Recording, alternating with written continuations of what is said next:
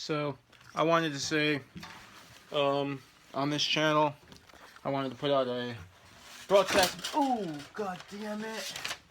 Oh my god. I just smashed that whole neck on something over there. Jesus Christ. Yeah, I just chipped it a little bit. I wanted to put out a message though. Saying happy holidays or whatever. And I also wanted to. There's a topic I actually wanted to discuss. I was discussing the other day with my buddy. The question of guitars, just as like a living instrument, a popular instrument, whether or not the guitar, how much life is left in the guitar, if any at all. Just in a little bit of the guitar history, because I do think it's a fairly interesting topic. I've tried to scribble about it sometimes even. I never can get very far with it because generally when I write, I try to write about stuff that doesn't have anything to do with music or the guitar, because like if I'm gonna talk about music, I just say fuck it, I'll play it, you know what I'm saying? But when I have conversations with people about music, that's when I find myself going into delving very deeply into music history and everything. And I put out a few videos on this Giuseppe channel about like music history and shit, but I didn't put too many. But what I wanted to say was, with the guitar, I think there's definitely the sense now. A lot of people seem to think that it's kind of old hat and maybe a little boring. I do think, and I think a lot of people, especially, find the style I played in on this channel to be like, just with the acoustic guitar and everything, they just don't get it, especially in the style I played. A lot of people have even made that comment to me when I play for them. Like, they're like, oh, you just kind of do strumming, and you don't do, like, the fancy finger picking, and you don't do flamenco style Spanish guitar or anything like that. And I never did do that because first of all, just, I was too, just wasn't, like, I was interested in it. If I could have just had a magic ability to do it, I would have. But because arpeggios and stuff like that, I just never had the desire to sit there and study it, and learn it. So I just never did it because I was maybe always all around the board. You know what I'm saying? Like, I tried to pick up a little bit of everything and almost do one man band. Like, I'd have a week where I tried to sit there and study the drums, and then I'd have another week where I was just with the acoustic guitar, and then I was with the piano, and then I was with singing. I tried to be all over the board. And that was maybe a mistake. Like, I to this day, I couldn't play. Say, I was just listening to Mr. Crowley by Sabbath. I couldn't play that solo. For shit. I couldn't play it. But what I can do, like, if it comes to this vinyl record, I can play every song on it. This is very dusty, but I can play all these songs. And just like the Dylan songs and everything, I can do all of that. So that was what I wanted to do, and that was enough for me. But there's the question of, is that enough at this point in time? Well, I think it is, because I think it's really what you're trying to accomplish as a singer-songwriter. So, say when I'm just trying to write stories, just on paper, just not with songs or anything, right? Because everyone always has to remember that was the initial approach that I had. I just wanted to write stories on a piece of paper without songs. So when you do that, you just need a pen and a piece of paper. You know what I'm saying? I go back to that again and again and again. You just need a pen and a piece of paper, and anyone can get in and do that. When you play music, you need a little bit more. You need the instrument. You need maybe a band behind you. You need this or that and the other thing. And so a lot of people get locked out. And I just wanted to tell a story. So my main goal was to tell a story that actually didn't have a lot to do with music. So, in a sense, so I didn't need to. Actually, flamenco playing for me would have been a severe distraction, because what I wanted to do was have lyrics. So the playing couldn't distract from the lyrics so much to the point where, the story of the song will become irrelevant. I didn't want that. But at the same time, you don't really want the music to become irrelevant either. So it becomes difficult to handle all of that at once. It can become maddening. And the way this ties in with the guitar is because what we see now is actually that in hip hop, the sphere of hip hop and this dance music and everything that comes out now, the guitar is just totally gone. Like people forget now, but in the '80s, if you look at club music from the '80s, the guitar was still a prominent fucking instrument. It was still totally right there. And then in even in the '90s, the guitar was really still there. I mean, Madonna uses it. She still uses it all the time, and she's the premier dance artist of the '80s and the '90s, the dance club sort of scene that would have been going on at that time.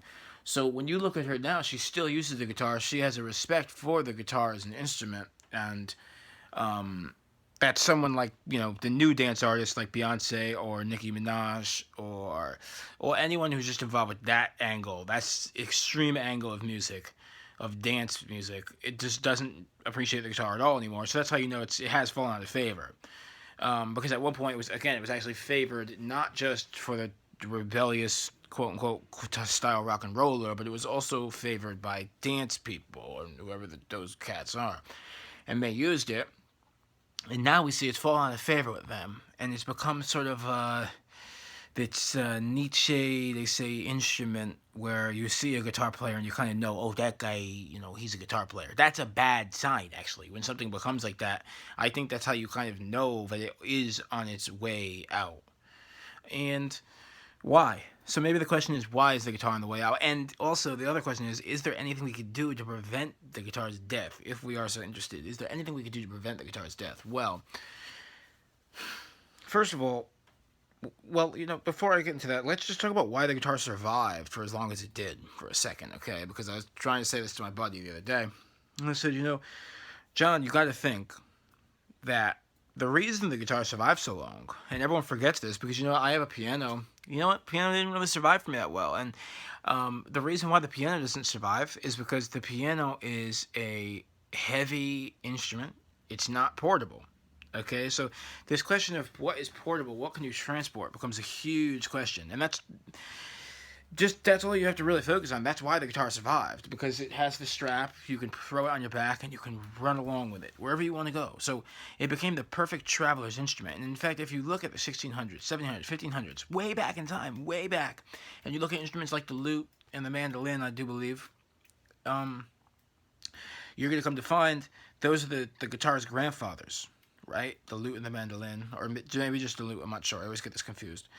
And the lute experienced widespread success in the medieval time period because a lot of people were traveling through the woods, literally. Like, those are just like silly medieval themed movies now, which I'm a big fan of, I will say. But those are just like silly movies now, but it actually all happened once upon a time, in England and Italy and France and everywhere. And they used to travel through those wooded areas on horseback or maybe just walking, and, they'd have a lute on their back, which was a very lightweight instrument. So if you look at the lute, what you're going to see is actually it's very lightweight. I don't know if you've ever seen a lute. A lot of people, I haven't, but it is lightweight. I know that. I've seen one, but I don't own one. You know what I'm saying? So I've touched one, held it, and it's very lightweight. So you can just throw it on your back. It's a lot easier than a guitar. The guitar is actually kind of big. So actually, if you're really walking a very long distance, or if you were doing something like riding on a horse, you wouldn't want to take the guitar, but you'd want to take the lute. So what happened was, once we got out of horseback, we still wanted something we could carry around, but not for seriously long distances. Anyone who's ever had to carry the guitar for a seriously long distance, like years ago, I used to do a lot of hiking with my buddies, and we'd be going deep out in the woods, and there'd be a spot in the woods miles in sometimes, where we eventually would say, this is where we're going to camp, this is where we're going to stop, and you'd try to bring the guitar, and you'd have to switch off who was carrying it, and everyone used to get annoyed because it was heavy, and you used to have to bring the case, and the case made it even heavier. So actually, the guitar, when it comes to portability, is pretty good. You can bring it upstairs in your house real quickly. You can move it around. You can hold it and play it on the stage and move around with it. You can walk down the street with it, and it's not that bad. But if you're going a seriously long distance, it's not good. You need the lute for that. And the reason the lute fell out seems to tie in with that fact of portability. We got to a point where we had cars, we had trains. It was easier to carry the guitar, a bigger instrument, and it is louder. It's a lot louder, even just the basic acoustic guitar versus the lute. So then we said we're going to bring this instead, and the lute just died. That's evolution. That is literally what evolution is.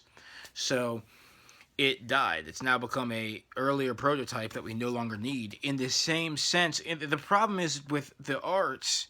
It's so sad sometimes to see something die in comparison to a piece of technology, because when I look back, just for example, when I look at, say, the old model of the way Facebook used to look, or when I look at a computer from 1993 that was like, those old IBMs or whatever they were, I there's an element of romance that you have. Like, you're like, oh, I kind of that was nice. Remember when we used to use the IBM? Wow, to look at it. But ultimately, you don't want to use it again, and you have no desire, and you don't have a deep sadness for it. The same way we don't really have a set. We don't, I don't know about you, but I don't have a sadness for like the original Ford automobile that Henry Ford made in, what was it, like the 20s or the 30s, whenever he made that. So I don't have a I'd rather have a 2016 Mercedes Benz. You know what I'm saying? So I'm not really than some old crappy Ford from 1930s. Even though the Ford is romantic and it's an historical artifact. And with the lute and the instruments, though, it gets a little sad, because you don't want to an instrument. There's far more of, obviously, because it's an artistic thing. It's far more of an emotional attachment that everybody has, not just me, but everybody, I think. But you still have to say goodbye to them, because they still evolve, just like anything else. They still evolve. Just like paperback books now. It's done. It's moving onwards, and there's nothing you could do to stop it. There's nothing you could do. So the guitar now, I don't know. I just think it's gonna fade away, because it's just all going digital. So it's all going to be digitized. But I do think, personally, to me, there's still nothing like, especially when you hear a beautifully recorded acoustic guitar. I mean, that's kind of the other thing, though, which I find interesting, right? Like, all the tracks that I recorded them with the worst microphone ever. I always say this. And to me, the acoustic guitar sounds beautiful when you strum it, but when you strum it through the right microphone, it literally is a different instrument, and it sounds different too. I mean, I've seen the expression on people's faces, and I still have the same thing. Like, I don't have a nice microphone. I don't have a nice PA right now. But if you just hooked me up in front of one tonight, I'd be playing my guitar for 9 hours. I'd play it for days until I got sick of that sound, because it's a totally new sound. It's a totally different sound. Every microphone you hook it up to, every PA, so on and so forth. Sometimes it's the worst sound ever. Other times, though, if you got the right sound guy, it's like the perfect sound. So, that's another whole interesting area to examine. That's the way I personally think they'll somehow try to keep the acoustic guitar, or just any guitars, alive. It has to go through these. The way it's amplified is going to change, and that. I mean, when you really think about it, that's why it stayed alive, anyways. You know what I'm saying? I'm just brainstorming this now, but that was why that's why I think the guitar almost was going to die in the 1950s, and then all of a sudden, though, they hooked it up to those amplifiers, and the sound changed. And when you did, like, now, when everything Hendrix was doing in the 60s with the Marshall amplifiers, everyone forgets, but Hendrix's career was completely connected with Marshall Amplifier Industries, or whatever it was, company. And it was completely and utterly connected to that. If they hadn't existed, he would have been nothing. Nobody cared about how he played the acoustic guitar. You could have the great. He was this. In my opinion, my honest opinion, Jimi Hendrix was he was a second-rate guitar player who had a fucking incredible amplifier. He had awesome pedals and everything. He was that first guy who really ushered all that in. I never was able to afford the pedals, and that was a key element. Also, by the way, that's the other thing it ties in with. That was what killed the instrument. So if you really want to look at it, that's what killed it, because all of a sudden it became ultra expensive and no one could afford it because they had all this pedal bullshit going on with it. So everyone was like, oh, so you have to buy the guitar and then you also have to buy 6 different pedals, and fuck this, I'm not doing it. So that's why it died. And actually, a lot of people who are like computer geeks and everything, they say the computer, personal computer, like the desktop with the tower and everything, that kind of could be experiencing some more expansion and improvements. But one reason why it's not is because most people weren't, especially in this period of economic downtime. It might seem totally disconnected from the guitar, but it is all, again, it's all connected to that evolutionary idea. Couldn't afford to use a desktop computer. So what happened is it's all the innovation now is going into the cell phones, which I'm using right now to record this video. So because people can afford the cell phones, they can't really afford desktop computers, So it's all the same thing. It's all about what people can afford at any given time.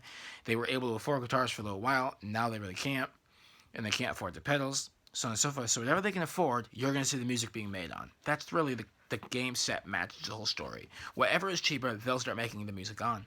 And there's something creative about that in its own light, So maybe I'll talk about this again. I don't know. Ciao.